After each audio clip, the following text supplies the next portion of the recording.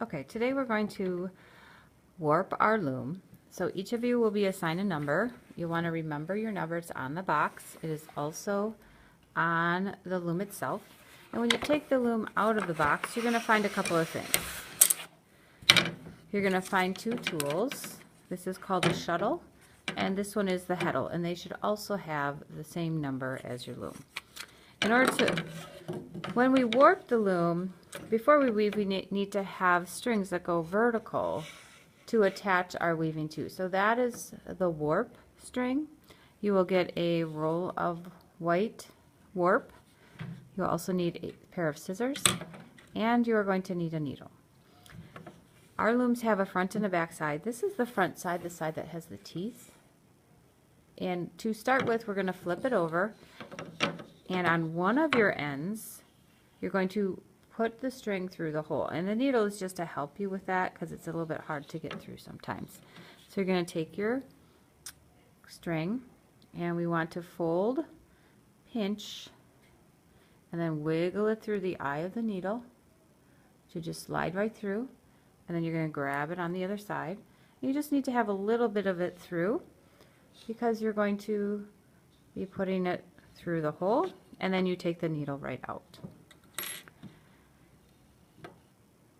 You want to tie the string to the warp or to the loom, so you're going to make a loop, or what I like to sometimes call an X. Do you see how there's an X there?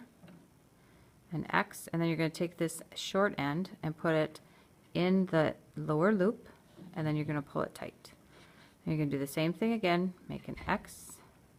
It's like the first step of tying your shoe. Take the part that's on top, inside the loop, and pull it tight. So now it is secured to the loom. Now we're going to flip this over.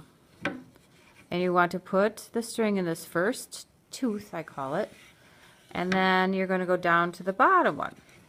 And now we need to turn around. I think it's easiest if you kind of hold this with your thumb, and then you can go start back in the other direction. I think it's also a little bit easier if you hold this up. And I sometimes let the string just sit on the floor.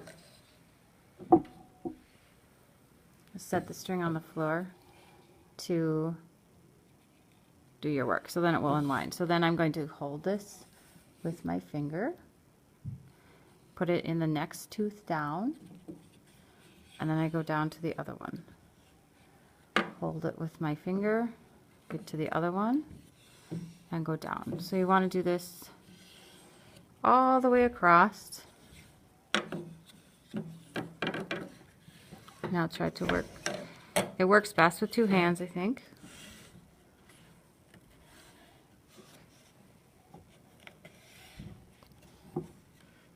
And you want to try and hold these tight. We don't want to have our lines too loose, otherwise it's going to tangle up while we're weaving. Okay, so I'm going snug all the way across until I've gotten all of my teeth filled. Oops, with the loom.